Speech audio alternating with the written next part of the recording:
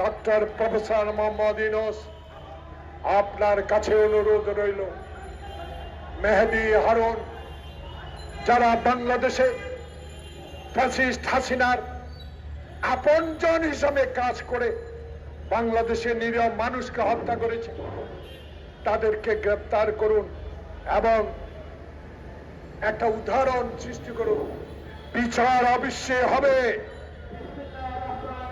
আজ হোক কাল হোক।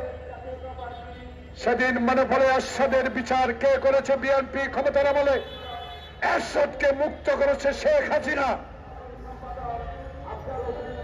তাই আমরা দৃঢ় চিত্তে বলতে চাই, আমরা বিচারের পক্ষে।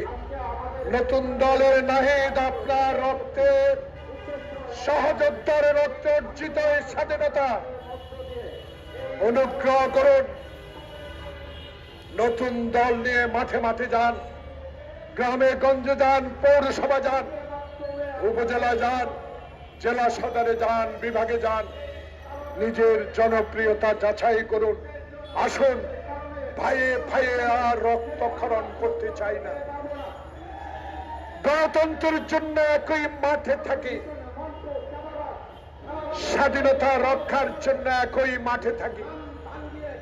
মত ভিন্ন হতে পারে, কিন্তু লক্ষ্য এক, 18 কোটি মানুষ, লক্ষ্য এক গণতন্ত্র, লক্ষ্য এক আমার ভোটে সংসদ হবে, সেই ভোটে সংখ্যাগরিষ্ঠতা সরকার গঠন করবে। এই লক্ষ্যে আসুন, আমাদের মধ্যে আর মতবিরোধ নয়।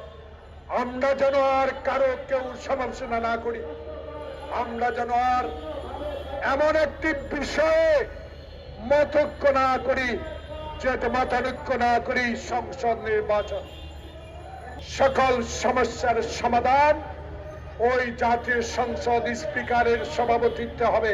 দেশে স্থিতিশীল করতে জাতীয় সংসদ নির্বাচন অপরিহার্য।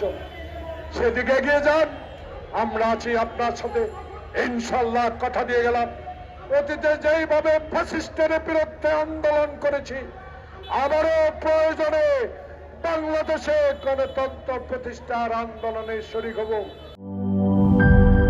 লিলি হালাল বিউটি সোপ, বিএসটিআই কর্তৃক সনদপ্রাপ্ত দেশের প্রথম হালাল বিউটি সোপ। দীপ্তিময় উজ্জ্বল ত্বকের জন্য।